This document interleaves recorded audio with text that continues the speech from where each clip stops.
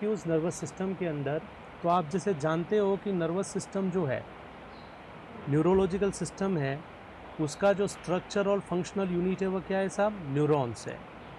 और ये इन न्यूरॉन्स से बना हुआ जो सिस्टम कंपोज है उसी को हम क्या बोलते हैं? नर्वस सिस्टम बोलते हैं। इस सिस्टम को अगर हम अनाटॉमिकल पर्सपेक्टिव से समझते हैं तो आप ब्रॉडली क्लासिफाई कर सकते हैं। जो बॉडी के सेंट्रल प्लेस्ड है उसको तो आप बोलेंगे सेंट्रल नर्वस सिस्टम, जिसके अंदर मेनली ब्रेन और स्पाइनल कोड जो एसेंशियल भाग हो सकते हैं। और इसके अलावा जो पेरिफेरी में सिचुएटेड है उस सिस्टम को हम क्या बोल रहे हैं? पेरिफेरल नर्वस सिस्टम, जहाँ पे क्रेनियल नर्व्स और स्पाइनल नर्व्स हैं वो गेट टुगेदर होकर इस सिस्टम को कंपोज करती हैं। तो ये जो हुआ आपका सेंट्रल नर्वस सिस्टम और पीएनएस, ये दोनों मिलके सिस्टम को फॉर्म हैं और उसी का नाम क्या है? Nervous system. तो इस सिस्टम के असेंशियल ऑर्गन कौन से हुए? ब्रेन हुआ साहब, स्पाइनल कोड हुआ, क्रेनियल नर्व्स हुई और स्पाइनल नर्व्स हुई। तो ये असेंशियल पार्ट है और इन्हीं असेंशियल पार्ट्स के अंदर आप अलग अलग इश्यूज़ देखेंगे और उन्हीं इश्यूज़ का डिस्कशन करेंगे हम किसके अंदर? न्यूरोलॉजिकल सिस्टम के अंदर। तो हम चालू करते हैं। कुछ ऐसी डिजीज़ होंगी, कुछ ऐसे डिसऑर्डर होंगे वो मेनली किससे रिलेटेड होंगे? ब्रेन से। लाइकवाइज कुछ ऐसे डिसऑर्डर होंगे वो मेनली रिलेटेड होंगे किससे? स्पाइनल कोड से। लाइकवाइज आप देखेंगे कुछ ऐसे डिसऑर्डर होंगे जो मेनली रिलेटेड किससे होंगे? क्रेनियल नर्व से। इसी प्रकार हम देखेंगे कुछ ऐसे डिसऑर्डर होंगे जो मेनली रिलेटेड होंगे किससे? स्पाइनल नर्व से। तो उन सभी डिसऑर्डर का डिटेल डिस्क्रिप्शन होता है न्यूरोलॉजी के अंदर। तो we should say a neurology is a branch of medicine where we discuss each and every disorder related with, हर वह बीमारी जो नर्वस सिस्टम से रिलेटेड है उनका डिटेल डिस्क्रिप्शन हम इस पर्टिकुलर डिसऑर्डर के अंदर करते हैं। तो इसी क्रम को हम आगे बढ़ाते हैं, चालू करते हैं कुछ प्रॉब्लम्स और उन प्रॉब्लम्स का डिस्कशन हम करते हैं हमारे एमसीक्यूज़ के द्वारा। और जब जब हम एमसीक्यूज़ डिस्कस करेंगे, जिस एमसीक्यूज़ के अंदर जो क्वेश्चन आएगा उस टॉपिक के आजू बाजू जो भी पेरिफेरी में हैं उन कंटेंट को हम डिस्कस करने का कोशिश करेंगे ताकि मैक्सिमम थॉट हम आपको डिलीवर कर पाएँ। तो मोस्ट ऑफ इंडिविजुअल जो जुड़ना चाहते हैं वो जुड़ जाइए ताकि हम चालू करें इस प्रोसेस को। बहुत बढ़िया बेटा। Cranial nerve, spinal nerve, Radha Rani स्वागत है आपका भी। राहुल सिंह परमार, सबका स्वागत है बेटा। और हम चालू करते हैं इस टॉपिक को। तो पहला क्वेश्चन देखते हैं और आप क्वेश्चन को पढ़िए और आप इस क्वेश्चन का आंसर दीजिए और फिर मैं आप उसको एक्सप्लेन करूँगा आपके सामने। क्या है क्वेश्चन बच्चा? देखिए, a patient with traumatic brain injury लिखा है। एक पेशेंट को क्या है? ट्रॉमेटिक ब्रेन इंजरी है और उसके अंदर लीजन कहाँ पे बना हुआ है? हाइपोथैलेमस से। तो what assessment nursing officer can made during physical examination of patient? यह क्वेश्चन अगर देखा जाए तो अनाटमी और फिजियोलॉजी का भी ये क्वेश्चन हो सकता है। अभी इसको क्लिनिकल एरिया में डाल के आपको पूछा है। एग्जैक्टली क्या पूछ रहा है कि एक पेशेंट को ट्रॉमेटिक ब्रेन इंजरी है और उसका वजह से उस इंडिविजुअल के अंदर हाइपोथैलेमस का इन्वॉल्वमेंट है। आप जानते हैं बेटा, थैलेमस, हाइपोथैलेमस, ये सब चीज़ें आप जानते होंगे। तो ये जो हाइपोथैलेमस है वो इंजूर्ड है। अब पूछ रहा है कि what assessment nursing officer can made during physical examination of patient? ऐसी कौन सी फाइंडिंग्स है जो डी, मैक्सिमम इंडिविजुअल ने आंसर देना चालू कर दिया बेटा, डी। ऐसी कौन सी फाइंडिंग है जो नर्सिंग ऑफिसर असेस करेगा, जो ये बताएगा कि इंडिविजुअल को क्या है? हाइपोथैलेमस का इंग्रेडिएंट्स है या हाइपोथैलेमस का इन्वॉल्वमेंट है। तो डायरेक्टली क्वेश्चन ये पूछ रहा है कि हेड इंजरी में अगर हाइपोथैलेमस इंडिविजुअल का अफेक्ट होता है तो उस इंडिविजुअल के अंदर आप क्या फाइंडिंग देंगे? तो यहाँ पे अगर मैं देखूँ तो आपके जो ऑप्शंस आ रहे हैं उसके अंदर 70 to 80% जो ऑप्शंस हैं वो आप डी बता रहे हैं। डी है बेटा ऑल ऑफ अबोव, जिसमें लिख रखा है altered breathing pattern, A option. B है साहब have vomiting and swallowing difficulty. C option है अल्टर टेम्परेचर रेगुलेशन और फोर्थ ऑप्शन है साहब ऑल ऑफ अबोव। तो मैक्सिमम इंडिविजुअल बेटा इसको डी बता रहे हैं जैसा मैं देख पा रहा हूँ। तो इसका करेक्ट आंसर, इसके पहले आपको ध्यान में होना चाहिए कि ये जो हाइपोथैलेमस है उसका क्या फंक्शन है। तो आपको सबसे कॉमन मालूम होगा कि बेटा हाइपोथैलेमस जो है वह एरिया है जो आपके टेम्परेचर को रेगुलेट करता है। पहला इंपॉर्टेंट काम जो आपको ध्यान में रखना है, और ये आप फंडामेंटल ऑफ नर्सिंग में भी पढ़ते हैं। जब आप देखते हो टीपीआर बीपी आप पढ़ते हो, तो टीपीआर बीपी के अंदर जब टेम्परेचर की बात आती है कि टेम्परेचर का मतलब क्या है, नॉर्मल बॉडी टेम्परेचर क्या है, हम टेम्परेचर को कैसे असेस करते हैं, और हाइपरथर्मिया हाइपोथर्मिया क्या है और उसका रेगुलेशन कौन करता है, तो उसका आंसर क्या है बेटा, हाइपोथैलेमस। आप जानते हो ये जो हाइपोथैलेमस है वो क्या करता है, टेम्परेचर को रेगुलेट करता है। लाइकवाइज दूसरा इंपॉर्टेंट फंक्शन अगर आप देखें हाइपोथैलेमस का, तो हाइपोथैलेमस क्या है, तो आपने पढ़ा होगा एंडोक्राइन सिस्टम के अंदर कि हाइपोथैलेमस जो है वो मास्टर ऑफ मास्टर है। मतलब जो पिट्यूटरी ग्लैंड है उसका जो रेगुलेशन करता है वो कौन करता है, हाइपोथैलेमस करता है। तो कहीं ना कहीं जितने भी हार्मोन्स हैं जो एंटीरियर और posterior lobe of pituitary either secrete करता है या रिलीज करता है, उनका यहाँ तो जो लगाम है वो किसके हाथ में है, हाइपोथैलेमस के हाथ में, या हाइपोथैलेमस इटसेल्फ उन हार्मोन को क्या करता है, प्रोड्यूस करता है। जैसे एंटीरियर पिट्यूटरी के अंदर तो आप देखते हो कि हाइपोथैलेमस है वो उन हार्मोन को रेगुलेट करता है क्योंकि वो रेगुलेटरी हार्मोन को रिलीज करता है, और पोस्टीरियर लोब ऑफ पिट्यूटरी के अंदर आप जानते हैं कि वो स्टोरेज हाउस है, जो हार्मोन है वो मेनली तो कहाँ पे सिंथेसाइज होता है, हाइपोथैलेमस के अंदर। तो हम बोल सकते हैं हमारा जो ऑटोनॉमिक नर्वस सिस्टम है, हमारे अंदर जो फ्लूइड और इलेक्ट्रोलाइट का रेगुलेशन है, इनका रेगुलेशन भी कहाँ से होता है बेटा, हाइपोथैलेमस से होता है। तो वैसे तो न्यूमरस फंक्शन है, आपका जो स्ट्रेस रिस्पॉन्स है, ये जो स्ट्रेस रिस्पॉन्स है वह भी समहाउ किससे रेगुलेट होता है, हाइपोथैलेमस से। तो you must have that idea कि what all function hypothalamus can have, कौन से वो काम है जो हाइपोथैलेमस करता है। तो सिंप्लीफाई करता हूँ मैं, टेम्परेचर रेगुलेशन का करता है साहब, एएनएस का कंट्रोल करता है, फ्लूइड एंड इलेक्ट्रोलाइट का रेगुलेशन समहाउ हाइपोथैलेमस से हो सकता है, और आपका जो स्ट्रेस रिस्पॉन्स है उसको भी हाइपोथैलेमस रेगुलेट करता है बच्चे। तो इसका जो करेक्ट आंसर है वह है सी। जिन्होंने सी आंसर दिया है वह करेक्ट आंसर है किसका, इस पर्टिकुलर क्वेश्चन का, heart of heart endocrine system. Amit ji आप क्या समझ पाए इस बात को, प्लीज़ इस टॉपिक को समझने का कोशिश करिए। अगर आपको अनाटमी अच्छे से मालूम है ब्रेन की, brain, spinal cord, cranial nerve, spinal nerve, तो डेफिनेट बात मैं आपको बता रहा हूँ, आपको कोई दिक्कत नहीं होएगा जब आप मेडिसिन या सर्जरी के टॉपिक्स को डिस्कस करेंगे। बेटा आपको जब मालूम है ब्रेन, सेरिब्रम क्या है, सेरिबलम क्या है, ब्रेन स्टेम क्या है, डायएन्सेफेलॉन क्या है।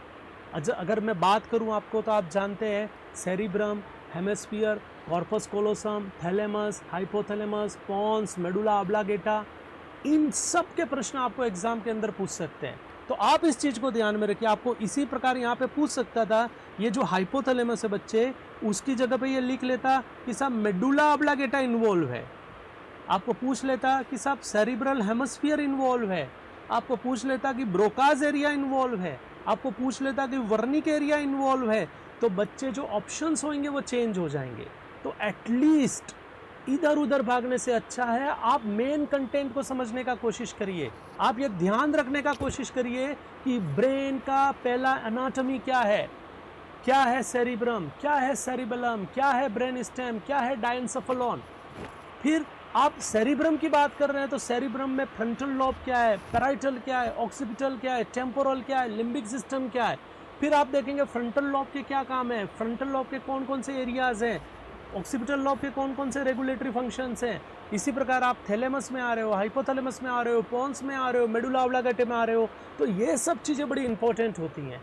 आपको कुछ भी ऐसा पूछ सकता है, अभी आपके लिए ओनली हाइपोथैलेमस था, लेकिन आगे मेडुला ऑब्लांगेटा हो सकता है, आपके लिए थैलेमस हो सकता है, आपके लिए पॉन्स हो सकता है, आपके लिए ब्रोकाज एरिया हो सकता है, आपके लिए और कोई एरिया हो सकता है। तो हमारे पास इतना समय नहीं है कि हम ईच एंड एवरी क्वेश्चन को यहाँ पे डिस्कस करें। मैं तो आपको एक ओवरऑल व्यू दे रहा हूँ कि आप कैसे ऐसे क्वेश्चन को एड्रेस करें।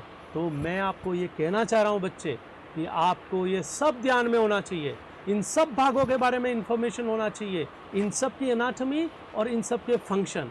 यहाँ पे अभी तो ऐसा लिखा है, बाई चांस आपको एक ब्रेन का फोटो बना के दे दे और इंजूर्ड साइट पे मार्क करके देखे और बोले कि साहब ये लॉब इंजूर्ड है, आप क्या देखेंगे। तो हमें एनाटॉमी ध्यान में होनी चाहिए। आपका जहाँ तक ये संभव है। आप कम से कम रिस्पॉन्स तो करिए ताकि मेरा उत्साह मेंटेन कर पाऊँ। तो ये आपको ध्यान में रखना है बच्चे। तो इसका जो करेक्ट आंसर है वो क्या है? Alter temperature regulation. पेशेंट में शायद हाइपरथर्मिया हो रखा है, और ये जो हाइपरथर्मिया हो रखा है उसका वजह हो सकता है इंडिविजुअल के अंदर हाइपोथैलेमस का इन्वॉल्वमेंट। सिंपल सी बात। और ये बात आ गई कि साहब अल्टर्ड ब्रीदिंग पैटर्न है, इसका मतलब बेटा पॉन्स और मेडुला ऑब्लांगेटा है वो इन्वॉल्व है।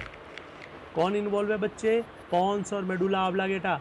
आप जानते हैं अलग अलग रेस्पिरेशन मैंने आपको पढ़ाया है जब न्यूरोलॉजी हम पढ़ रहे थे। चाइनीज स्टॉक ब्रीदिंग बेटा क्या है, अपन्यूस्टिक रेस्पिरेशन क्या है, क्लस्टर रेस्पिरेशन क्या है, एटैक्सिक रेस्पिरेशन क्या है, मैंने सब बताया था। ये रेस्पिरेशन का पैटर्न कैसा है और इन सब रेस्पिरेशन के अंदर कौन सा एरिया है वो इन्वॉल्व है। अगर आपको समझ में नहीं आता है तो आप सिंपल आंसर लिख सकते हो, पॉन्स और medulla oblongata are responsible for regulation of each and every parameter of respiration. ऐसा आपको ध्यान में रखना है। हम यहाँ पे देखते हैं हैव वॉमिटिंग एंड स्वेलोइंग। आप जानते हो बेटा जो वॉमिटिंग मेडुला ऑब्लांगेटा आपका वेसोमोटर सेंटर। आप कमेंट्स दे रहे हैं, आप बताइए वॉमिटिंग और स्वेलोइंग डिफिकल्टी हो रही है, इसका मतलब कौन अफेक्ट हो रहा है? मेडुला ऑब्लांगेटा अफेक्ट हो रहा है। सुन पा रहे हैं आप? तो ये सब बातें आपको ध्यान में होनी चाहिए। तो पहला जो क्वेश्चन था, आप कमेंट्स दे रहे हैं, मैं देख रहा हूँ यहाँ पे। पहला जो क्वेश्चन था उसका करेक्ट आंसर है सी। और अगर आप चाहते हैं कि ए बी अगर सही होता तो शायद यहाँ पे ऑप्शन में होना चाहिए था मेडुला ऑब्लांगेटा, तो ए और बी आपके करेक्ट आंसर हो सकते थे।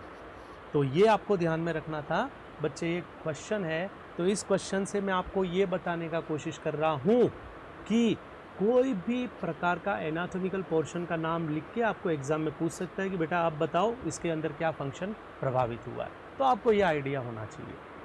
अब हम चलते हैं नेक्स्ट क्वेश्चन की तरफ, और नेक्स्ट क्वेश्चन को आप देखिए और जल्दी से आप आंसर दीजिए कि ये जो क्वेश्चन है वो क्या कह रहा है और इसका करेक्ट आंसर क्या हो सकता है। क्वेश्चन है What is the name of posture that patient assume after traumatic brain injury? मैं आपको फिर याद दिलाता हूँ, maximum question we are going to discuss that में fall into traumatic brain injury only. हम एक शब्द यूज़ करते हैं हेड इंजुरी, आप बोलते हैं ट्रॉमेटिक ब्रेन इंजुरी। ये जो ट्रॉमेटिक ब्रेन इंजुरी है उनके अंदर के maximum question I would like to address in this particular class so that you might have idea about each and every question that might ask in your exam in near future. Please go through this. आप बताइए कि ये जो posture है वो patient ने assume करी है आफ्टर ट्रॉमेटिक ब्रेन इंजुरी। बेटा इसमें बी आंसर दे रहे। Maximum individual are telling me कि decorticate is a correct answer. बच्चे decorticate is correct answer. Is it correct please? Okay you are telling you are going on right pathway. I am happy. मैं बहुत खुश हूँ, आप बहुत अच्छे से जा रहे हो बच्चे, बहुत बढ़िया। अब मैं आपको बताता हूँ ये एग्जैक्टली क्या सीन है। आप जब जानते हैं हेड इंजुरी होती है, क्या होती है बेटा? हेड इंजुरी होती है, ब्रेन और स्पाइनल कॉर्ड अफेक्ट होते हैं। तो इंडिविजुअल के अंदर जो मोटार कंट्रोल है, क्या कंट्रोल है? मोटार कंट्रोल, वह क्या होएगा साहब? प्रभावित होएगा। आपने पढ़ा होगा GCC, ग्लासगो कोमा स्केल, और ग्लासगो कोमा स्केल के अंदर आप वर्बल रिस्पॉन्स, आई ओपनिंग देखते हैं बेटा। क्या देखते हैं? आई ओपनिंग। आप वर्बल रिस्पॉन्स देखते हैं। आप एक इंपॉर्टेंट पैरामीटर देखते हैं जिसको हम क्या बोलते हैं? Motor response. और ये जो मोटार रिस्पॉन्स है वह इंडिविजुअल की बॉडी पोस्चर से भी आपको ज्ञात हो सकता है। अगर मैं बोलूं आपको कि कोई पेशेंट है जिसके अंदर हेड इंजरी हुआ है, एक और बात बताना चाहूँगा मैं आपको कि मे बी क्लास रह भी सकती है और नहीं भी रह सकती है। मोस्ट प्रोबेबली मैं बता रहा हूँ कि जो भी क्लासेस मैं ले रहा हूँ आज के बाद शायद वह आपको नहीं मिले। सो दैट आप कोशिश करें मैक्सिमम आप ऑनलाइन ही अटेंड करें। आपका इंटरेस्ट, आप समझ पा रहे हैं इसको? ओके। तो आप ग्लासगो कोमा स्केल को देखते हैं बच्चे। तो ग्लासगो कोमा स्केल के अंदर, हाँ सपना जहांगीर 3 नंबर आप बता रहे GCC, बहुत बढ़िया बेटा, 1 2 3। 3 नंबर आप बता रहे हो, वेरी नाइस। तो आप ग्लासगो कोमा स्केल देखते हैं और उस दौरान आप मरीज का मोटार रिस्पॉन्स देखते हैं, आप उसकी बॉडी पोस्चर को देखते हैं। तो ये जो बॉडी पोस्चर है वो ओवरऑल ब्रेन की कंडीशन को सजेस्ट करता है। अगर मैं कहूँ कि साहब इंडिविजुअल की जो पोस्चर है वह फ्लेक्सार, इस पोस्चर को हम क्या बोलते हैं बेटा, फ्लेक्सार पोस्चर। इसका एक्सप्लेनेशन भी यहाँ पे लिख रखा है ताकि आपको इजीली समझ में आए। इसके अंदर क्या है साहब, फिस्ट है वो चेस्ट के ऊपर फ्लैक्स है, जो उसके आर्म है वो क्या है, अडक्ट है। अडक्ट और अबडक्ट आप समझ रहे हो, अडक्ट है।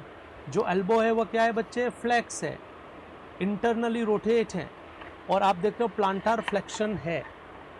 अगर ये क्वेश्चन है वो आपको ट्विस्ट ऐसे कर सकता है कि ये पोस्चर ना देख के आपको ओनली कंटेंट में बोले कि एक पेशेंट को हेड इंजरी के बाद नर्स ने जब असेस करा तो नर्सिंग ऑफिसर ने देखा कि उसकी जो आर्म थी वह अडक्ट थी, उसकी जो हैंड थे वो चेस्ट के ऊपर फ्लेक्स अवस्था में थे, उसका एल्बो है वो फ्लेक्स था, उसके अंदर प्लांटार फ्लेक्शन हम देख रहे थे। तो बच्चों ये जो पर्टिकुलर पोस्चर है वह किस नाम से जानी जाती है, तो उसका करेक्ट आंसर है बच्चे, इसका नाम है डीकोर्टिकेट। डीकोर्टिकेट का दूसरा नाम क्या है, फ्लेक्सार पोस्चर।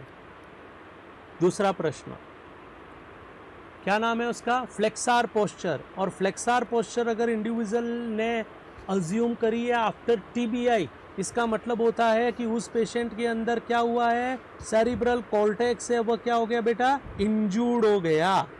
ये भी क्वेश्चन पूछ सकता है कि ये जो पोस्चर है वो पेशेंट ने अज्यूम करी है। आप अच्छे से सुनिएगा, मैं पूछ रहा हूँ कि एक पेशेंट है वो ट्रोमेटिक ब्रेन इंजरी के बाद डीकोर्टिकेट पोस्चर को अज्यूम करा हुआ है, तो उस इंडिविजुअल के अंदर ब्रेन का कौन सा भाग प्रभावित हो सकता है, तो उसका करेक्ट आंसर है सेरिब्रल कॉर्टेक्स। तो many time I have seen question pertaining to this particular posture. आप में मैक्सिमम लोग जानते हैं। हाँ, आप स्टडी में फोकस करिए, ये बहुत अच्छा लिख रहा है, स्टडी में फोकस करिए, बहुत बढ़िया। तो ये जो पोस्चर है बहुत बढ़िया, इसको मम्मी पोस्चर भी बोलते हैं। मम्मी यानी मम्मी नहीं, मम्मी, ठीक है। द मम्मी पिक्चर देखिएगा आप, किसी को मम्मीफाई करते हैं तो आप चाहते हैं ऐसा ही उस इंडिविजुअल की बॉडी को प्लेस किया जाता है, बहुत बढ़िया। तो इसका आंसर क्या है, डीकोर्टिकेट पोस्चर। उसी का दूसरा नाम क्या है, फ्लेक्सार पोस्चर। ब्रेन का कौन सा भाग प्रभावित हुआ है, cerebral cortex. Glasgow coma scale के अंदर कौन सा नंबर मिलेगा, 3 नंबर। तो आपको ये ध्यान में होना चाहिए। Very good. तो ठीक है। अब डीसेरिब्रेट क्या है, डीसेरिब्रेट सर अलग है। सेरिब्रेट और कॉर्टिकेट शब्द को हम जनरली यूज नहीं करते पोस्चर को डिफाइन करने के लिए। Very nice. तो आप देखते हैं कॉर्टिकेट गलत आंसर है, सेरिब्रेट गलत आंसर है, डीसेरिब्रेट तो एक्सटेंसर पोस्चर को बोलते हैं। तो इसका जो करेक्ट आंसर है वो क्या है, डी कॉर्टिकेट पोस्चर। समझ में आया आपके, वेरी गुड। आप इसको ध्यान में रखिएगा, ये आपको पूछ सकता है। अब इस पोस्चर की जगह आपको दूसरी पोस्चर भी डाल दे, कौन सी, देखो यहाँ पे मैं बना रखा हूँ आपके लिए, सब सुविधा है, बस आप जुड़े रहिए। अगर आपके द्वारा हमको मोटिवेशन मिलता है, आप जानते हैं मोटिवेशन का सेंस क्या है बच्चे, अगर आपके द्वारा हमको मोटिवेशन मिलता है तो डेफिनेटली हम और अच्छा करने का कोशिश कर सकते हैं। देखो लर्निंग फेज में है, कोई भी अभी तक संपूर्ण बना नहीं है। मैं तो आज भी सीखता हूँ, बहुत से बच्चे मेरे को प्रश्न के आंसर भी बताते हैं, मैं उनसे बहुत कुछ चीज़ें भी सीखता हूँ और अभी भी सीख रहा हूँ। आप कोई भी आपका सजेशन हो, कोई भी चीज़ आप चाहते हो मॉडिफिकेशन के अंदर, चाहे वह प्रेजेंटेशन की बात है, चाहे वह टॉपिक की बात है, चाहे वो अच्छे समझाने की बात है, आप मेरे को बता सकते हैं, आप कमेंट्स डाल के बता सकते हैं, है ना। लेकिन कंस्ट्रक्टिव वे में बताइएगा, आपके कमेंट्स में भी कुछ लॉजिक होना चाहिए, ऐसा कुछ नहीं है कि आप कुछ भी बोल दें। देखो कोशिश मेरी ये है कि एक क्वेश्चन को पढ़ के 2-4 क्वेश्चन के कंटेंट को हम एड्रेस कर पाएँ। Very good. चलो बच्चे अपन देखते हैं, अब हम चलते हैं। चलो ये मैं बता रहा था उसके अंदर, अगर आपको क्वेश्चन में ये पोस्चर डाल के दे दे, कौन सी पोस्चर है बेटा, डीसेरिब्रेट। कौन सी पोस्चर है, डीसेरिब्रेट। तो ये जो डीसेरिब्रेट पोस्चर है, अगर आपको क्वेश्चन में क्या डाल दे, डीसेरिब्रेट पोस्चर, तो ये जो पोस्चर है इसका दूसरा नाम क्या है, एक्सटेंसर। और एक्सटेंसर पोस्चर है इसका मतलब लीजन कहाँ पे मिलेगा आपको? लीजन मिलेगा ब्रेन स्टेम में।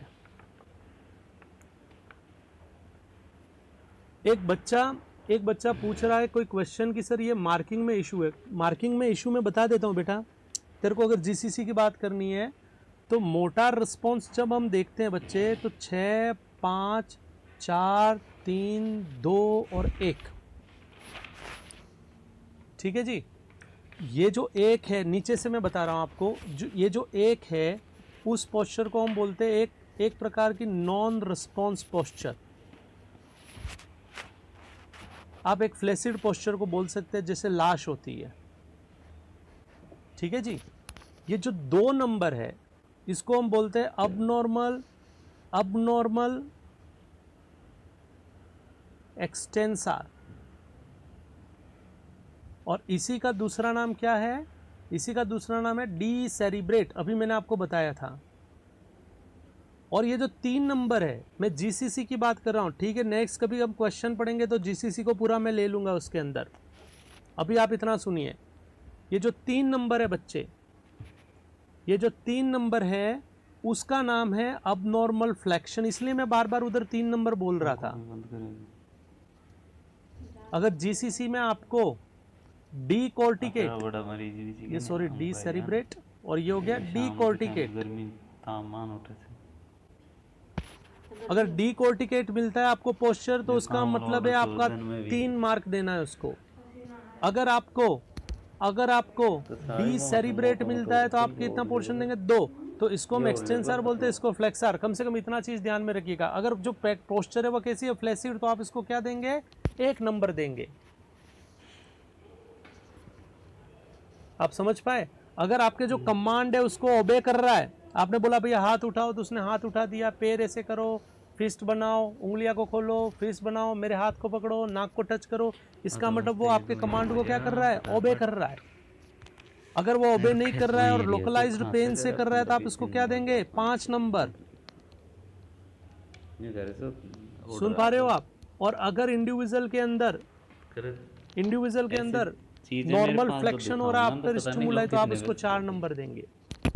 तो ये चीज है, इसका क्वेश्चन हम डिटेल में डिस्कस कर लेंगे। अभी इस चीज पे फोकस करिए। आपके सामने पोस्चर ये अगर आ गई तो इसको बोलते हैं डी सेरिब्रेट पोस्चर। क्या बोलते हैं इसको? Decerebrate posture. देखो इसका दूसरा नाम है एक्सटेंसर। एक तो पोस्चर डाल दे तो बड़ा इजी है आंसर करना बच्चा। अगर पोस्चर डाल दे तो आंसर करना बहुत इजी है, लेकिन प्रॉब्लम कब होता है? प्रॉब्लम तब होता है जब पोस्चर का फोटो तो नहीं डाले लेकिन वो शब्द बोले कि पेशेंट को टीबीआई हुआ, और टीबीआई के बाद आपने देखा तो उसके जो आर्म है वो अबडक्टेड है, उसके हैंड है वो एक्सटेंडेड है, उसके अंदर प्रोनेशन ऑफ आर्म है, उसके अंदर फ्लेक्स रिस्ट है और प्लांटर फ्लेक्शन है। तो बताइए ये बात कौन से ब्रेन के भाग में लीजन होने का वजह से पाई जाती है? तो आप बोलेंगे साहब लीजन कहाँ पे है बेटा? ब्रेन स्टेम के अंदर। सर अगर एक पेशेंट में, आप समझ पा रहे हैं इसके अंदर? तो यहां पे मैं आपको बता रहा हूं डी सेरिब्रेट, डी कॉर्टिकेट। एक तीसरा पोस्चर आ जाएगा फ्लैसिड, फ्लैसिड पोस्चर डाल सकता है। और चौथा पोस्चर आ सकता है ऑफिस्थोटोटोमस, ऑफिस्थोटोटोमस पोस्चर। ये जो ऑफिस्थोटोटोमस पोस्चर है वह आप टिटेनी में भी देखते हैं और सीजर्स के अंदर भी आप देख पाते हैं। तो जो भी है आपके पास ये इंफॉर्मेशन होना चाहिए था। बहुत बढ़िया, ब्रेन वेरी गुड। तो ठीक है बच्चे, यहाँ पे मैं बताने का कोशिश कर रहा था कि अगर आपके सामने क्वेश्चन बनता है, देखो मैंने 2 इंपॉर्टेंट प्रश्नों को एड्रेस करने का कोशिश करा है न्यूरोलॉजिकल सिस्टम के अंदर। अब नॉर्मल मोटार पोस्चर अगर आपके सामने आती है तो शायद आप ऐसा बोल सकते हैं, बहुत बढ़िया बेटा मॉन कलमा हाइपोकैल्सीमिया, बहुत बढ़िया बेटा। हाइपोकैल्सीमिया में ऑफिस्थोटोटोमस पोस्चर होता है, टिटेनी के अंदर ऑफिस्थोटोटोमस पोस्चर होता है, और जब हेड इंजरी होती है तो उसमें भी हो सकता है। और अगर इंडिविजुअल के अंदर सीजर्स आता है तो सीजर्स में आप जब टॉनिक क्लोनिक फेज की बात करते हैं तो जो टॉनिक फेज होती है उसके अंदर भी ऐसा हो सकता है। बहुत बढ़िया, you know botulism, very good बच्चे, यू आर गोइंग राइट। आप बहुत अच्छे से पढ़ रहे हो मेरे हिसाब से। कुंभकर्ण आग नहीं लगानी है बेटा, आग बुझानी है। हमको कोशिश करना है एज मच एज पॉजिटिव बातें, कंस्ट्रक्टिव बातें करनी है, रादर देन आग लगाना, उड़ा देना, गोली मार देना, ये सब बकवास है। बहुत बढ़िया बेटा, आपके प्यार के लिए जगदीश जी। और पवित्र वत्रा मंदोदरी, कुंभकर्ण भी है, मंदोदरी भी है। मैं धन्य हो गया भाई साहब, जय श्री राम बोलने का मन कर रहा है मेरे को। तो बहुत बढ़िया, कोरोना ने कम से कम बच्चों को रामायण पढ़ा दी। बहुत ये भी एक पॉजिटिव बात है कि आप जैसे बच्चों को यही नहीं मालूम था कि रामायण क्या है, तो कोरोना ने एक मौका दिया।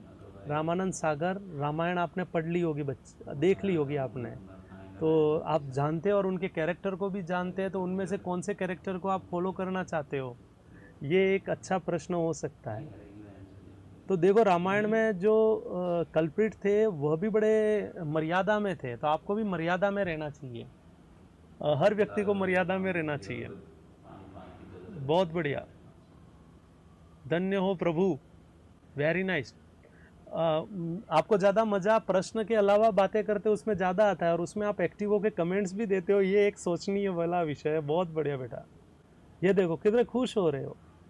कभी मिलिएगा आप, रामायण हो रही है, अरे बहुत बढ़िया। महाभारत नहीं करने का है हमको, रामायण ही करने का है, प्लीज़ ध्यान में रखिएगा। लॉकडाउन का मज़ा रामायण, रामानंद सागर वाली पहले देखना, उसके बाद नई नई रामायणों को देखना। सीता माँ जय हो बेटा, रावण की भी जय हो। बहुत बढ़िया। अब देखो कितने आप मस्त कमेंट्स देते हो यार, ऐसी बातों पे। तो हम क्वेश्चन डिस्कस करेंगे, यही बातें करें। सुनीता जाकर जी हंस रहे हो आप, यहाँ हम सीरियस बात कर रहे हैं, आप हंस रहे हो। बहुत बढ़िया। हाँ, रामायण भी पढ़ाऊंगा बेटा मैं। रामायण गीता सबके पाठ करवा दूंगा। उद्वेष्टाम सर्वे भूतानाम मित्र है करुणा एवचे, निर्ममो निरंकारा समदुख सुख क्षमी। इसका अर्थ और भावार्थ निकाल के बताइएगा आप। Very good, I will teach you about Ramayana, Mahabharata and each and every. बस मैं जीवन के वो सब अच्छी बातें उनके बारे में पढ़ाना चाहूँगा। नर्स नहीं फैलेंगे बेटा, यू आर इंटेलिजेंट। एवेंजर्स नहीं आ रहे, I am missing those Avengers यार। बाथरूम के रक्षक कहाँ गए बेटा? हाँ, बाथरूम के रक्षक मैं प्राप्त नहीं कर रहा हूँ। एनीवे, एवेंजर्स को मेरा प्यार बोलिएगा, मैं बहुत मिस करता हूँ उन डेज को। बहुत बढ़िया बेटा, अभी भी वो वहीं पड़ा है बाथरूम, आप बहुत बढ़िया। Anyway we will try, we will discuss another important area बेटा। एनीवे, मैं आता हूँ प्रश्न पे। मैं भावनाओं में बह जाऊँगा, टाइम निकल जाएगा, कोई मतलब रहेगा नहीं। मैं कोशिश करूँगा आपको अच्छा पढ़ाने का बच्चे। तो आप सुनिएगा, मैं बता रहा था अलग पोस्चर के बारे में, डी कॉर्टिकेट, डी सेरिब्रेट। तो याद रखिएगा, डी कॉर्टिकेट, डी सेरिब्रेट, फ्लेक्सार, एक्सटेंसार, और तीसरा है डिस्क्रप्शन। अब उसको उल्टा करके कैसे क्वेश्चन पूछे, आपको ऐसे पूछ ले कि एक पेशेंट के अंदर, एक इंडिविजुअल के अंदर बच्चे, एक इंडिविजुअल के अंदर लीजन कहाँ पे है? लीजन है ब्रेन स्टेम में। तो क्या अबनॉर्मल पोस्चर वो अज्यूम करेगा? तो उसका आंसर होएगा क्या बच्चे? डी सेरिब्रेट। कैसे भी आपको पूछे आपका नाम क्या है, या वो पूछ ले कि आप किस नाम से जानना चाहेंगे, या आपके पापा आपको किस नाम से जानते हैं। हम इतने बेवकूफ़ तो नहीं है, हमने 12वीं के बाद नर्सिंग कर रखी है, हम इन सब चीज़ों के बारे में बता पाएंगे। तो बहुत बढ़िया, हम आगे चलते हैं और नेक्स्ट क्वेश्चन की तरफ जाते हैं और नेक्स्ट क्वेश्चन को डिस्कस करते हैं। हालांकि ये बहुत इंपॉर्टेंट और इजी प्रश्न है, लेकिन फिर भी इजी प्रश्न को पढ़ाने में ज़्यादा मज़े आते हैं। क्यों? ज़्यादा नॉलेज का रिक्वायरमेंट नहीं, और आपको भी अच्छा लगता है, ऐसा लगा मेरे को। अभी नेक्स्ट न्यूरोलॉजी के अंदर जो टॉपिक लूँगा वो मैं लिटिल बिट लिथाल लूँगा एज़ कम्पेयर टू दिस। अभी हम TBI के बारे में पढ़ रहे हैं, ICP के बारे में पढ़ रहे हैं। और आप बताइए ये कि what is the earliest and sensitive indicator. दो शब्द बोले हैं, अर्लीस्ट। क्या बोले बेटा? Earliest and sensitive indicator of increase ICP। Intracranial pressure, पहला प्रश्न, नॉर्मल कितना होता है mm ऑफ Hg में, एबनॉर्मल कितना होता है mm ऑफ Hg में। फिर आपको इसको CM ऑफ H2O में भी पूछ सकता है। फिर आपको पूछ सकता है कौन कौन से फैक्टर है जो ICP को डिसाइड करते हैं। नॉर्मल पूछ सकता है CSF कितना प्रोड्यूस होता है पर डे। फिर कितना एब्जॉर्ब होता है, रहता कितना है, ये सब बातें आपको पूछ सकता है। आप आईसीपी को कैसे मॉनिटर करते हैं, कौन सी नीडल होती है, कौन सा लंबा एरिया है जहाँ पे आपको पंक्चर करना होता है, ये आपके सबके क्वेश्चन हो सकते हैं। हाँ, ये question B is a correct answer. Alter level of consciousness, I am proud of you बेटा। मैं आपको आप पे गर्व महसूस कर रहा हूँ कि आप इतना अच्छा आंसर दे रहे हो। लेकिन इसके अलावा चलो मैं पूछता हूँ, आप जल्दी जल्दी यहाँ पे कमेंट डाल के बताइए कि नॉर्मल आईसीपी कितना होता है। जल्दी बताइए, ताकि यहाँ पे 5 से 15, बहुत बढ़िया आपने आंसर दिया है, 5 से 15 mm of Hg। Very good, it is normal ICP. अब आप बताइए कि normal ICP cm of H2O में कितना हो सकता है। अगर पूछे तो आप क्या आंसर देंगे बच्चे, जल्दी से यहाँ पे डालिए ताकि मैं देखूँ। cm of H2O, centimetre of H2O में कितना होता है नॉर्मल आईसीपी, अगर आपको क्वेश्चन पूछे तो। Nobody is answering, everybody is answering B, nobody is listening what exactly I am telling. बहुत बढ़िया, एक बच्चे ने आंसर दिया है बेटा 7.5 से लगा के 20 cm of H2O, cm of H2O normal ICP होता है। अब आप बताइए कि एक दिन के अंदर CSF कितना सिक्रीट होता है। जल्दी से, ये एनाटॉमी का क्वेश्चन है, फिर भी मेरे को मजे आते हैं इसलिए मैं पढ़ा रहा हूँ आपको। एक दिन के अंदर नॉर्मल CSF का प्रोडक्शन कितना होता है, जल्दी आंसर दीजिए। CSF का प्रोडक्शन, नोबडी इज आंसरिंग बच्चे। तो अगर आप आंसर नहीं देंगे तो फिर मैं भी नहीं दे पाऊंगा। CSF में तो आप जो आंसर दे रहे हो उसी को देख के यहाँ पे बोल रहा हूँ और यहाँ पे लिख रहा हूँ। एक दिन में CSF कितना प्रोड्यूस होता है, फिर आंसर नहीं दे रहे बच्चे। CSF production amount I am telling you, no one is answering. 720 mm नहीं, 720 mm में भी, हाँ वेरी गुड, 500 ml के आसपास प्रोड्यूस होता होगा। देखो थोड़े बहुत डेटा इधर उधर हो सकते हैं, यही सबसे अच्छी कोई भी चीज़ है वो एकदम 100% नहीं। बहुत बढ़िया। और इसके अंदर एब्जॉर्ब कितना हो जाता है बच्चे, एब्जॉर्प्शन कितना होता है, ये तो प्रोडक्शन हो गया, एब्जॉर्प्शन कितना होता है जल्दी से बताइए। एब्जॉर्प्शन कितना होता है per day, around very good, 750 500 to 700 ml it is okay, 500 to 700 ml it is okay. I am telling you, मैं आपको पूछ रहा हूँ बच्चे, मैं आपको ये पूछना चाहता हूँ per day absorption, how much absorption one can see. May be around 350 ml, may be around 350 ml, कितना रह सकता है 150 ml, जो भी है। तो आपको देखो, मैं कोशिश ये है कि क्वेश्चन के साथ साथ आपके क्वेश्चन क्या बन सकते हैं हम डिसाइड करेंगे क्वेश्चन क्या बन सकते हैं। CSF कहाँ से प्रोड्यूस होता है, नंबर 1, CSF कहाँ से प्रोड्यूस होता है, CSF कितना प्रोड्यूस होता है, CSF कितना एब्जॉर्ब होता है। बहुत बढ़िया, 350 ml डाल रहे हैं, 150 ml रहता है, बहुत बढ़िया। तो मैं तो इसे याद करता था 500 ml, 350 ml और 150 ml, उस टाइप से आप याद कर सकते हैं। और ये H2O हो गया और ये Hg हो गया, और ये है आईसीपी की बात है। चलो ठीक है, बहुत बढ़िया, ये आप वहाँ पे डिस्कस करेंगे। हम हमारे कंटेंट पे आते हैं। और यहाँ पे तो आपको क्वेश्चन पूछ सकता है CSF कहाँ से प्रोड्यूस होता है, नंबर 1, CSF कहाँ बहता है मतलब कहाँ ट्रेवल करता है। आप बहुत होशियार हो, बहुत बढ़िया बेटा। एक दिन में कितना प्रोडक्शन होता है, एक दिन में कितना एब्जॉर्प्शन होता है, कितना रहता है। आप सब अरिक्नोइड स्पेस की बात कर रहे हो तो उसमें कितना CSF रहता है, ये सब क्वेश्चन पूछ सकता है। नॉर्मल प्रेशर कितना होता है, mm ऑफ H2O में कितना होता है। Choroid plexus, very nice, you are going real, you are going great my dear.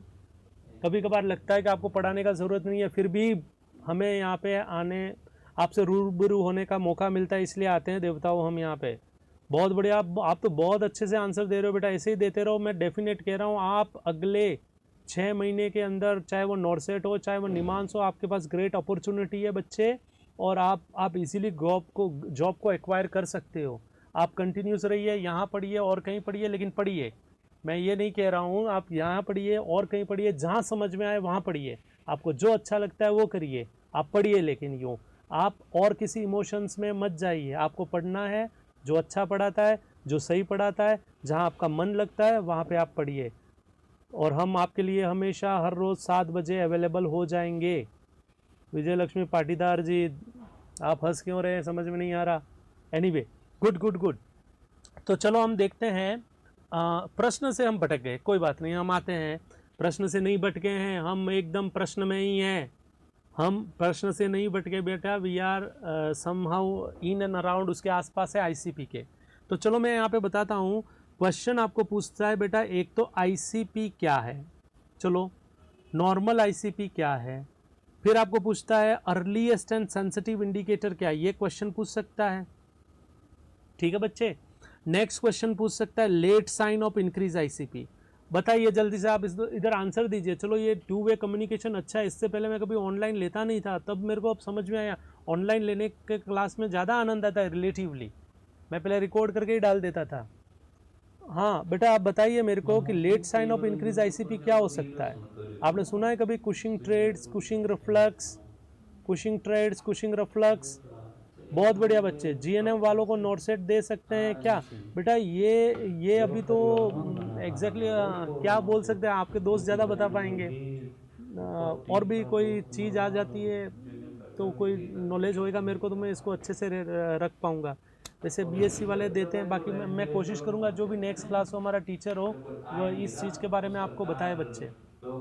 हाँ बेटा, लेट्स आपको हमेशा याद रखना, प्रश्न को ज़्यादा कॉन्फिडेंस के साथ भी मत पढ़ना। बहुत बार होता क्या मालूम है, हमको मालूम है इंक्रीज आईसीपी पूछ रहा है, लेकिन हम यहाँ पे गड़बड़ा जाते हैं कि यार ये तो अर्लीस्ट पूछ रहा था, अर्लीस्ट की जगह यहाँ पे लेट लिख लेता, तो लेट लिख लेता तो ये ऑप्शन गलत हो जाता। आप समझ पाए बच्चे? तो आप प्लीज़ ध्यान में रखिए बेटा, अर्लीस्ट साइन जो होता है वह है अल्टर्ड लेवल ऑफ कॉन्शियसनेस। जो लेवल ऑफ कॉन्शियसनेस है वह इंडिविजुअल के अंदर अल्टर्ड हो जाता है। बहुत बढ़िया, कुशिंग कुशिंग। चलो नेक्स्ट क्वेश्चन हम देखते हैं। Very nice, Cushing triads. Anyway अपन इस क्वेश्चन की तरफ रहते हैं। तो आईसीपी का अर्लीस्ट तो आप जानते हैं इंट्राक्रेनियल प्रेशर का मतलब है प्रेशर विद इन, चलो pressure with in cranium cavity. जो भी स्कल बोन है उस स्कल बोन के अंदर का जो प्रेशर है, ऐसे ही बना पाऊंगा मैं, उस प्रेशर को बोलते हैं इंट्राक्रेनियल प्रेशर। अब अंदर कौन है आप जानते हैं? ब्रेन। कौन है बेटा? ब्रेन। और ब्रेन का सबसे इंपॉर्टेंट काम है आपकी जितनी कॉन्शियस एक्टिविटी हैं उन कॉन्शियस एक्टिविटी को ब्रेन क्या करता है? रेगुलेट करता है। तो when ever individual is having increase ICP, the earliest and sensitive indicator which may tell you कि individual is having increased ICP, that is alteration in level of consciousness। आपका जो चेतना का स्तर है, चेतना, आपका जो अलर्टनेस है, आप कितने जागृत हैं। एक तो भैया क्लास में ऐसे पड़ा है ढीला, एक ड्राउजी फील कर रहा है, तो ये देखो अल्टर्ड लेवल ऑफ कॉन्शियसनेस है। कैसा? तो कन्फ्यूजन है, ठीक है साहब। डिसोरिएंटेशन है, डिसोरिएंटेशन, ड्राउजीनेस है, स्टूपरनेस है, ये सब अल्टर्ड लेवल ऑफ कॉन्शियसनेस है बेटा। स्टूपरनेस है तो कंफ्यूजन होना, डिसोरिएंटेशन होना, ड्राउजीनेस होना, स्टूपरनेस होना, even semi conscious, partial conscious, unconscious, ये सब अल्टर्ड चेतना के स्तर हैं, अराउजेबल नहीं है, ठीक है बच्चे। तो बोला गया है कि जब भी इंडिविजुअल के ब्रेन के अंदर कुछ भी होता है और आईसीपी बढ़ता है तो सबसे पहले उस व्यक्ति के अंदर जो चेतना का स्तर है वो अल्टर्ड हो जाता है। मन की जो चेतना का स्तर है, जो जागृति है, जो कॉन्शियसनेस है, वो इंडिविजुअल का प्रभावित होता है। आप सीधा देखेंगे वह इंडिविजुअल या तो रेस्टलेसनेस में आ जाएगा या एजिटेशन में आ जाएगा। ये जो चीज़ें वो उसके बिहेवियर में देखेगा, आइदर वो कंफ्यूज हो जाएगा या वो देखा जाएगा ड्राउजी हो गया या वो डिसोरिएंटेड हो गया। तो ये जो मैनिफेस्टेशन है उसी को हम बोलते हैं अल्टर्ड लेवल ऑफ कॉन्शियसनेस। तो it is one of the important indicator that does tell you individual is having increase ICP. समझ में आया आपको? हेडेक हो सकता है बेटा आईसीपी से, लेकिन हम इसको अर्लीस्ट में नहीं फॉल करते। रिलेटिवली हम देखते हैं और लेट में आईसीपी बढ़ता है तो ब्रेडिकार्डिया हो जाता है ना। Pupillary changes, definitely pupillary changes आपको मिल सकते हैं, लेकिन ये भी लेट साइन में आएगा। जैसे अलग अलग प्यूपिल, आप प्यूपिलरी रिएक्शन के बारे में एक शब्द हम यूज़ करते हैं बेटा, परला। जल्दी से बताइए परला क्या है? क्या है परला? प्यूपिल। आप यहाँ पे कमेंट डाल के जल्दी से बताइए ताकि समझ में आए कि आपको समझ में आ रहा है कि नहीं आ रहा। प्लीज़ आप जल्दी से कमेंट डालिए ताकि मेरे को समझ में आए कि आपको समझ में आ रहा है कि नहीं आ रहा, और हम आगे के क्वेश्चन को डिस्कस कर पाए। परला क्या है बेटा? प्यूपिल equal accommodation and accommodation exist. Parla, whenever you does neurological examination बच्चे, I will teach you neurological assessment. मैं neurological assessment आपको पढ़ाता हूँ कम से कम 3 से 4 घंटे में, जहाँ पे हेड टू टो हम असेसमेंट करते हैं। और इस असेसमेंट को करके हम ये देखते हैं बेटा, इस असेसमेंट को करके हम ये देखते हैं कि इस व्यक्ति के अंदर क्या क्या न्यूरोलॉजिकल डिसफंक्शन है। whenever I get opportunity to teach you about neurological assessment, I will teach you बच्चे। It is a huge topic और मैं काफ़ी प्रेफर करता हूँ न्यूरोलॉजिकल सिस्टम को पढ़ाने के लिए। तो यहाँ पे बेटा हम जब न्यूरोलॉजिकल असेसमेंट करते हैं, एम आई ऑडिबल, मैं आपको सुनाई दे रहा हूँ बच्चे? तो न्यूरोलॉजिकल असेसमेंट करते हैं तो बच्चे हम बहुत से पैरामीटर को देखते हैं। जैसे मैं आपको शॉर्ट में बता देता हूँ कि when ever someone ask you neurological assessment, तो न्यूरोलॉजिकल असेसमेंट में आप बहुत से पैरामीटर को देखते हैं, जिसमें लेवल ऑफ कॉन्शियसनेस है बच्चे, जिसके अंदर आप देखते हैं रेस्पिरेशन को, आप ब्लड प्रेशर को, आप पल्स को देखते हैं, आप टेम्परेचर को देखते हैं, आप सेंसरी, आप मोटार, आप रिफ्लेक्सेस को देखते हैं, आप बॉडी पोस्चर को देखते हैं। अभी आपको इसलिए समझ में नहीं आएगा क्योंकि एक साथ ये चीज़ें मैं बोल रहा हूँ, लेकिन घबराना मत बेटा। यहाँ पे हम कंटेंट डिस्कस नहीं कर रहे हैं, हम थोड़ी चीज़ें हैं जो मैं आपको हाईलाइट कर रहा हूँ। कम से कम आपको ये आइडिया भी मिल सकता है कि जब आप पढ़ेंगे तो आपको ये चीज़ें पढ़नी चाहिए ही हो, ठीक है? इसलिए मैं आपको बता रहा हूँ कि whenever we discuss neurological assessment, तो we have to discuss how to assess LOC, what all changes we see in respiration, what all changes one can have in blood pressure, what all changes one can have in pulse, what are the effect one can have in body temperature, and how you would assess sensory function of individual, how you would assess motor function of individual, how and whereby we can assess reflexes of individual, and what type of abnormal reflex one can observe, what are the body posture one can see। ये सब हम assessment करते हैं। वहाँ पे ही हम एक assessment करते हैं जिसको बोलते हैं pupil equal round reactive to assess pupil equal round reactive to light and accommodation exist. तो होना क्या चाहिए बेटा? परला पॉजिटिव होना चाहिए। मतलब मैं जब आपकी आँख पर टॉर्च के स्प्लैश डालूंगा, टॉर्च लेके आँखों के अंदर आपका जो आइज़ है, मैं यहाँ पे स्प्लैश मानूंगा बच्चे, तो आप जैसे लाइट में एक्सपोज होंगे तो आपके जो प्यूपिल्स है वो क्या हो जाएंगे? कंस्ट्रिक्ट हो जाएंगे। जैसे मैं लाइट्स को हटाऊंगा तो इजीली क्या हो जाएंगे? डायलेट हो जाएंगे। तो ये जो कंस्ट्रक्शन डायलेशन है वो इजीली होना चाहिए इंडिविजुअल के अंदर। तब हम बोलते हैं कि प्यूपिल जो है वो इक्वल भी है, राउंड भी है, रिएक्टिव भी है और अकोमोडेशन कर रहा है वो लेंस को, एग्जिस्ट। समझ पाया? तो इसको हम बोलते हैं नॉर्मल। लेकिन होता क्या है?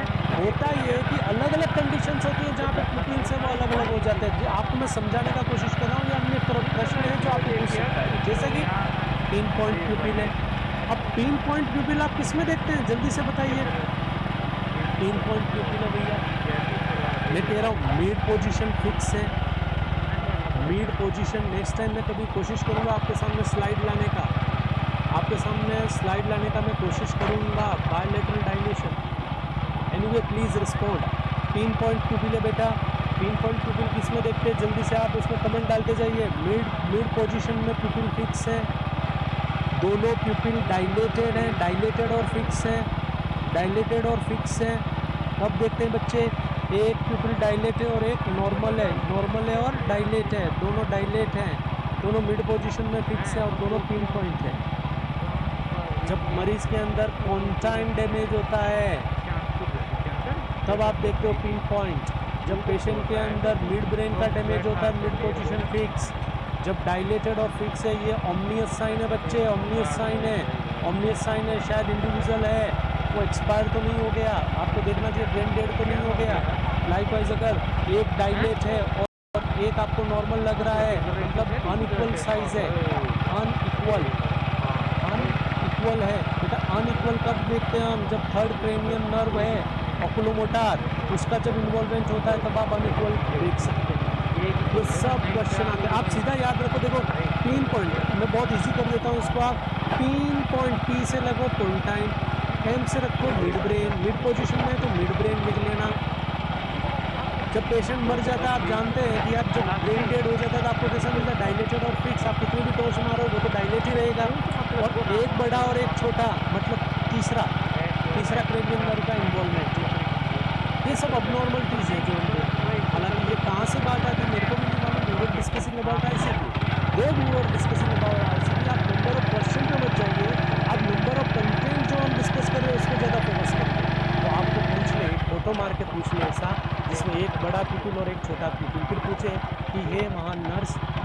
कि क्या प्रॉब्लम हो सकती है, तो महान नर्सिंग ऑफिसर ये बोलेगा sir there is a problem with her pen.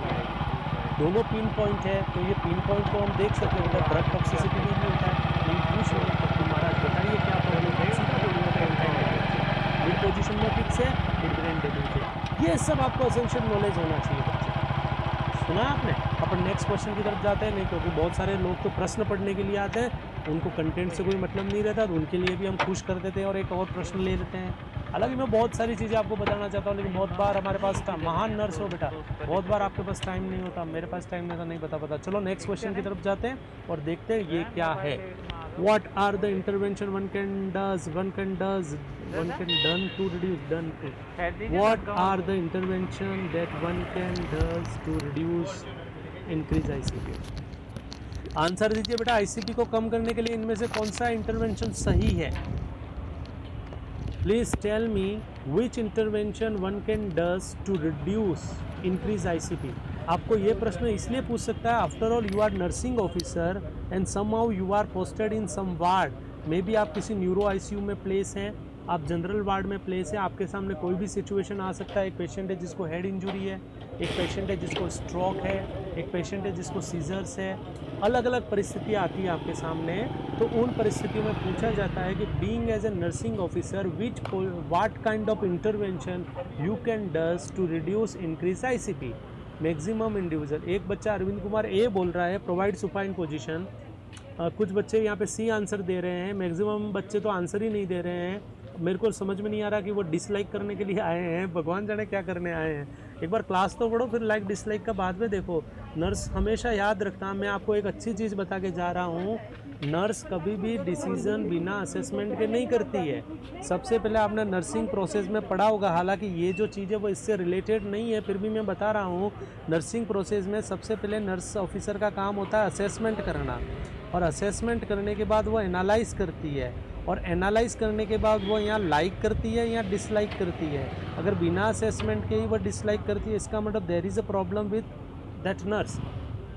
Okay, flat position बेटा, फ्लैट पोजीशन से आईसीपी कम हो जाएगा क्या? आप खुद बताइए। आईसीपी बढ़ा हुआ है तो आप बोल रहे हैं कि आप सुपाइन पोजीशन या फ्लैट पोजीशन देते हैं, तो क्या ये आईसीपी को कम करेगा? Is it correct? Is it correct? मेरे को तो नहीं लगता ये करेक्ट है। अगर आप मॉर्फिन दे देंगे तो मॉर्फिन देने से तो रेस्पिरेटरी क्या होएगा, डिस्ट्रेस होएगा। और बेटा जब रेस्पिरेटरी डिस्ट्रेस होएगा तो आप जानते हो रेस्पिरेटरी डिस्ट्रेस होएगा तो क्या होएगा, CO2 का रिटेंशन होएगा, आईसीपी फर्दर रेज होएगा। ये भी तो गलत आंसर हो सकता है बच्चों। और ये बोल रखा है, हाँ ये ऑप्शन बोल रहा है, एक बच्चा यहाँ पे लिख रहा है कि पोजीशन कैसे देंगे, नॉर्मल, याद रखो। चलो वो बाद में बताता हूँ आपको। हाँ, अलाउ काफिंग एंड स्नीजिंग। अगर आप काफिंग हुआ, स्नीजिंग हुआ, पेंड होना, वाल्वल मैनूवर यूज़ करना, अगर आप ऐसा करेंगे तो आप आईसीपी बढ़ा देंगे। आपको ये भी नहीं करना है। तो देखो, जब आपको नहीं समझ में आता है तो आप सबसे अच्छा ऑप्शन यूज़ कर सकते हैं। मैं मैक्सिमम इंडिविजुअल को इस प्लेटफॉर्म से समझाने का कोशिश करता हूँ कि बेटा जब प्रश्न है वो एनालिटिकल है, पहली बात एनालिटिकल क्वेश्चन है, तो एनालिटिकल क्वेश्चन के अंदर आपको प्रोसेस ऑफ एलिमिनेशन यूज़ करना है। आपको प्रश्न पढ़ने के बाद ये देखना है कि कौन सा आंसर इनकरेक्ट है, कौन सा आंसर गलत है। जैसे मैं इसको हटा दिया क्योंकि मेरे को लगता है कि सुपाइन पोजीशन से आईसीपी नहीं हो सकता कम। फिर मैंने देखा यार मॉर्फिन तो उल्टी कॉन्ट्राइंडिकेटेड होती है, whenever there is a increase ICP we should not give, हमको कभी भी नहीं देना चाहिए मॉर्फिन सल्फेट। हाँ, there are few indicated condition where we can give morphine sulphate, but maximum condition है जहाँ पे हम मॉर्फिन सल्फेट नहीं देते हैं। और अलाउ काफिंग और स्नीजिंग का बाद भी आईसीपी को इन्फ्लुएंस नहीं कर सकता, उल्टा बढ़ा सकता है। अगर कफ कर रहे हो, स्नीज कर रहे हो, बैंड ओवर हो रहे हो, आगे की तरफ झुक रहे हो, लेटरिन करते समय जोर लगा रहे हो, तो आप आईसीपी को क्या कर देंगे बेटा, बढ़ा देंगे। तो आप जब इनको हटा देते हो तो आपको लिखता है ये आंसर, और आपको समझ में नहीं आता कि ये जो आंसर है वो सही है कि नहीं है। तो इसको मैं आपके सामने जस्टिफाई करता हूँ। इसमें लिखा है कि एक पेशेंट मैकेनिकल वेंटिलेटर पे बेटा, और मैकेनिकल वेंटिलेटर पे है, तो यहाँ पे लिखा है कि partial pressure of carbon dioxide को आप 30 से 35 रखिए। नॉर्मल आप बताइए partial pressure of carbon dioxide कितना होता है, तो 35 से 45 mm ऑफ H2O बोलते हैं, सही बात है। लेकिन यहाँ पे आप क्या कर रहे हैं, यहाँ पे आप इस CO2 को कम कर रहे हैं। अगर आप CO2 को कम करना चाहते हैं तो ये जो मैकेनिकल वेंटिलेटर है उसका मोड कैसा होएगा, उसका मोड कौन सा होएगा, उसका मोड होएगा हाइपर वेंटिलेटेड मोड। कौन सा मोड होएगा बेटा, हाइपर वेंटिलेशन पे आप डालेंगे। और जब आप उसको हाइपर वेंटिलेशन पे डालेंगे तो क्या होएगा, हाइपर वेंटिलेशन पे डालेंगे तो CO2 ज़्यादा निकलेगी। CO2 जब ज़्यादा निकलेगी तो ब्लड के अंदर क्या होएगा, CO2 का लेवल क्या हो गया, कम हो गया थोड़ा सा, 30 से 35 हो गया। और 30 से 35 होएगा तो कहीं ना कहीं जो वेजोडाइलेशन CO2 कॉज कर रहा था और जिसका वजह से ICP बढ़ रहा था वह क्या हो जाएगा, कम हो जाएगा, क्योंकि वेजो कंस्ट्रिक्शन होएगा।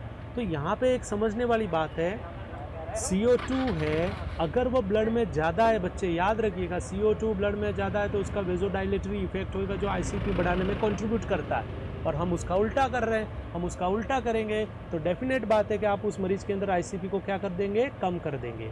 तो आपको ये ध्यान में रखना है, आपको ये ध्यान में रखना है कि जब किसी इंडिविजुअल के अंदर ICP बढ़ा हुआ है और जब इंडिविजुअल मैकेनिकल वेंटिलेटर पे प्लेस है, जब इंडिविजुअल मैकेनिकल वेंटिलेटर पे प्लेस्ड है तो उस इंडिविजुअल के अंदर ICP को कम करने के लिए बहुत बार हम वेंटिलेटर की जो सेटिंग्स होती है उसको हाइपर वेंटिलेटेड मोड पे रखते हैं ताकि ज़्यादा मात्रा में हम CO2 निकालें। और CO2 निकालते हैं तो कहीं ना कहीं आप मरीज के अंदर वेजोडाइलेटरी इफेक्ट को कम करते हैं और ICP को कम करने के लिए आप ऐसा करके कोशिश कर सकते हैं। आप ऐसा करके आप कोशिश कर, एक क्लास वेंटिलेटर पे भी हो बेटा एज मच एज, हाँ definitely I will do that, मैं आपके लिए बोल कर सकता हूँ ये। देखो यहाँ पे अभी हमारे सामने दो परिस्थिति है बच्चे, एक परिस्थिति है कि हम नॉलेज बढ़ाएं और एक परिस्थिति है कि हम एग्ज़ाम को क्लियर कर लें। अब हमको अलग अलग, अब बच्चों का टेस्ट भी अलग अलग होता है। कुछ बच्चे सही में नॉलेज चाहते हैं और कुछ बच्चे ओनली एग्ज़ाम क्लियर करना चाहते हैं। अब उसमें एक टीचर है वो बीच में फंस जाता है, उसको समझ में नहीं आता कि नॉलेज ज़्यादा दे दूँ या उनको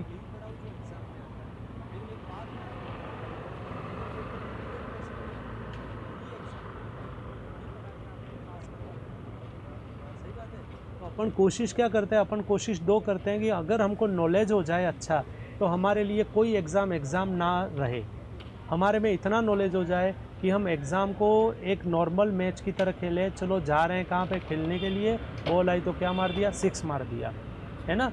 तो ऐसा मैं चाहता हूँ कि नॉलेज इंप्रूव करो बेटा। नॉलेज इंप्रूव करने से दो चीज़ें होंगी, एक तो आप एग्ज़ाम क्लियर हो जाओगे और एक आपके अंदर इनर कॉन्फिडेंस आएगा। जब भी आप कहीं पे काम करेंगे, कहीं पे भी लोगों से मिलेंगे, है ना, और उनको अगर मालूम होएगा कि यार ये जो नर्सिंग ऑफिसर है he is having certain thoughts, he is having knowledge in brain, तो definitely each and everybody will respect you. नहीं तो आपको समझ जाएगा, हर कोई आदमी हल्के में लेगा, है ना।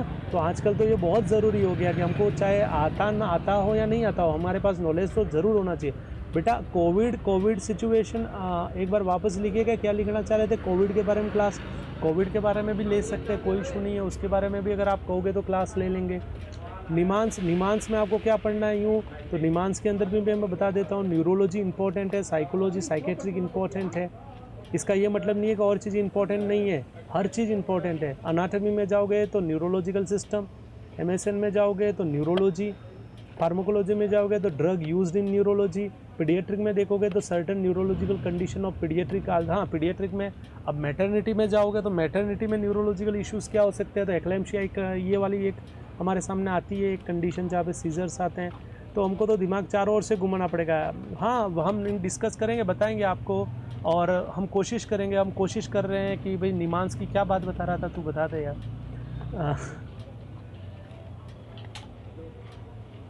हटाया क्या मेरे? अरे इंडिया जो लॉबी का सामान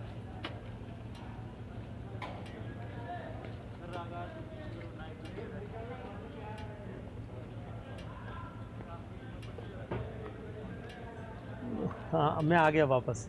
देखो यही ताकत है टेक्नोलॉजी की कि आप कभी भी कहीं पे भी जा सकते हो, आप ऐसे करके कहीं पे भी पहुंच सकते हो। तो very soon we are going to launch a series related to NIMHANS, और निमांस के एग्ज़ाम को आप इजीली कैसे क्रैक कर पाए उसके बारे में जो भी है उसका हम डिस्कशन करेंगे। आपको टेस्ट सीरीज़ लॉन्च करेंगे निमांस के एग्ज़ाम के बारे में। We will launch test series to crack NIMHANS. NIMHANS में 2 साल का एक्सपीरियंस चाहिए क्या? बेटा अभी तो नोटिफिकेशन, एग्जैक्टली नोटिफिकेशन क्या है उसमें वैसे लिख रखा है, ये मैंने ऐसा पढ़ा है, जहाँ तक मैं जानता हूँ कि निमांस के अंदर जो एग्ज़ाम है, हाँ पीडिया वाले sir will answer you what ever you right on this board. हमारे पीडिया वाले सर हैं, नागरस सर हैं, नरेश जी हैं, वो आपको बेटा Hooda sir definitely he will also answer you, वो बता देंगे आपको इन सब चीज़ों के बारे में। हाँ 2 साल का एक्सपीरियंस मांग रहा है बच्चे, और शायद बीएससी भी मांग रहा है। मैं इसका नोटिफिकेशन के गो थ्रू नहीं हुआ हूँ, शायद बीएससी नर्सिंग मांग रहा है, वो बहुत गलत है। जब आपको बीएससी चाहिए तो आप जीएनएम क्यों करवा रहे हो, और जीएनएम करवा के बच्चों को क्यों प्रभावित करवा रहे हो? ये एक ग्लोबल साजिश है। आप अपने लेवल पे कोशिश कर सकते हैं। जीएनएम और बीएससी क्या डिफरेंस है? 1 साल का डिफरेंस है, उनको भी कंसिडर करो। जब आपको दौड़ाना ही है तो दोनों बच्चों को बराबर खड़ा करो, बीएससी वाले और जीएनएम वालों को, और फिर आप लाइन खींचो और भगाओ, जो जीत जाए वो विजेता है और उसको आप सेलेक्ट करो। ये तो बहुत गलत है। कोई बात नहीं, जो हो सकता है, अभी मेरे को जहाँ तक लग रहा है ऐसा ही कुछ है ना। और आपको जो डिटेल डिस्क्रिप्शन है वो बताऊंगा। पोस्ट बेसिक अलाउ है बेटा, हाँ पोस्ट बेसिक अलाउ है, जीएनएम को भी अलाउ नहीं कर रखा है, और बीएससी विथ 2 ईयर एक्सपीरियंस, हाँ 2 साल का एक्सपीरियंस जिसको बीएससी में है वो भी अलाउ है। 80-20 का मालूम नहीं बेटा, 80-20 का मालूम नहीं है मेरे को, इसमें 80-20 का क्या है आपको डिटेल हमारे जो टीचर हैं वो आपको बता देंगे। You don't worry about anything, है ना। आप देखो बहुत बार क्या होता है मालूम है, देखो ये प्लेटफॉर्म है, मेरे को मौका मिला इसलिए मैं बता रहा हूँ। बहुत बार हम हमेशा उन चीज़ों के बारे में सोचते हैं जो हमारे कंट्रोल में नहीं है। जैसे 80-20 हमारे कंट्रोल में नहीं है, मेल फीमेल हमारे कंट्रोल में नहीं है, जीएनएम बीएससी पहले कंट्रोल में था अब नहीं है, हाँ ना। तो हमेशा हमको माइंड सेटअप ऐसे रखना है कि हमारे कंट्रोल में जो है उस पर हमको ध्यान में देना है, वो है पढ़ाई करना। पढ़ाई करो पढ़ाई करो पढ़ाई करो, डेफिनेटली मौका मिलेगा आज नहीं तो कल, और मिलेगा तो 6 मारना है, याद रखिएगा। बैट को पकड़ के रखो, wait and watch, have patience रखिए।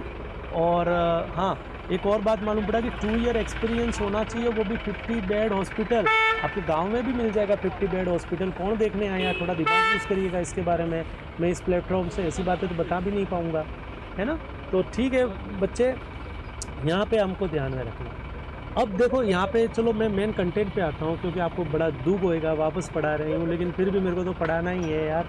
तो यहाँ पे पोजीशन कैसी देंगे, कोई पूछे आपको कि आईसीपी बढ़ा हुआ है, नर्सिंग ऑफिसर कौन सा पोस्चर देगा, तो बेटा कौन सा पोस्चर देगा, तो आप बोलेंगे नॉर्मल न्यूट्रल पोस्चर। एक आदमी को सीधा लिटाना है, हेड है वह मिड लाइन होना चाहिए, नेक है वह न्यूट्रल होनी चाहिए, सीधा जैसे मैं बैठा हूँ वैसा लिटाओ आप। 30 डिग्री का एलिवेशन रखो, 30 डिग्री का एलिवेशन रखिए। नेक में ना तो फ्लेक्शन होए, ना एक्सटेंशन होए, ना रोटेशन होए। हैंड है वो एक्सटेंडेड होने चाहिए, मैं यहाँ पे बता नहीं पा रहा, लेकिन जो हैंड है वो कैसे होएंगे बेटा, एक्सटेंडेड। तो एक नॉर्मल न्यूट्रल अनाटॉमिकल पोस्चर है बच्चे, है ना, उस नॉर्मल न्यूट्रल अनाटॉमिकल पोस्चर को आप मेंटेन कराएंगे। सही बात है, मैं यहाँ पे खड़ा नहीं हो सकता अभी, लेकिन आप नॉर्मल न्यूट्रल एनाटॉमिकल पोस्चर में इंडिविजुअल को लिटाते हैं। अब नेक है तो देखो, हेड है वो सीधा है, नेक है वो स्ट्रेट है, ना फ्लेक्शन है, ना एक्सटेंशन है, ना रोटेशन करना है। 30 डिग्री का एलिवेशन आपको रखना है ना। हैंड है वो एक्सटेंडेड रखने हैं। ये तो आप पोस्चर देंगे उसको अगर पूछे तो, 30 डिग्री 30 to 40 डिग्री एलिवेशन। ठीक है बच्चे। मॉर्फिन, अब यहाँ पे एक इंटरेस्टिंग बात बता रहा हूँ, मॉर्फिन सल्फेट इज कॉन्ट्राइंडिकेटेड। पहली बात तो यही है कि मॉर्फिन सल्फेट बेटा क्या है, कॉन्ट्राइंडिकेटेड।